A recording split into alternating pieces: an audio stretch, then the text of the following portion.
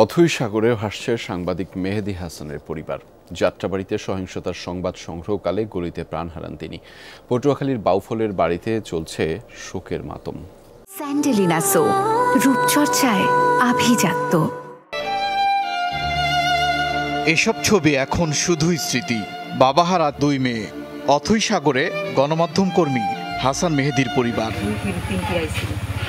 পটুয়াখালীর বাউফলের হোসনাবাদ গ্রামের বাসিন্দা মেহেদী স্ত্রী সন্তানদের নিয়ে থাকতেন ঢাকার কেরানীগঞ্জে।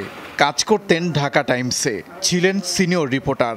গত 18 জুলাই যাত্রাবাড়িতে সহিংসতার খবর সংগ্রহকালে গুলিবিদ্ধ হয়ে মারা যান তিনি।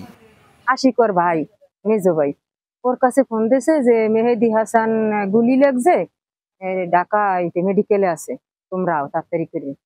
এই ও পাইয়া ও আর কি গেছে, ও আবার আত্মীয় স্বজন সবার দিয়ে ফোন দিয়েছে, ভাইয়ের গুলি লাগছে, আমি হাসপাতাল যাইতে আছি। ওলানের লাগে নিয়ে থাক দুধ খাওয়াইছি, এখন কষ্ট করে ওই বাইরে পাচ্ছিল। 3 ভাইয়ের মধ্যে সবার বড় মেহেদী। বাবা মাকে দেখভালের দায়িত্ব ছিল তার। এখন না ফেরার দেশে সেই সন্তান। নির্বাক স্বজনরা, শোকস্তব্ধ এলাকাবাসীও। বাড়ির আগিনাতেই চিরনিদ্রায় শায়িত মেহেদী। ব্যাংকে কোনো টাকা উঠাইছে, টাকা উঠে ঘর উঠাইছে।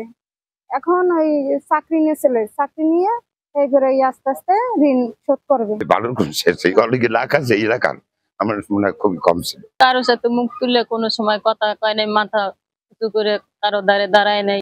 ঢাকা টাইমসের আগেও আরও 2টি পত্রিকায় কর্মরত ছিলেন মেহেদী। কাজ করেছেন বেসরকারি একটি সংবাদভিত্তিক টিভি চ্যানেলেও।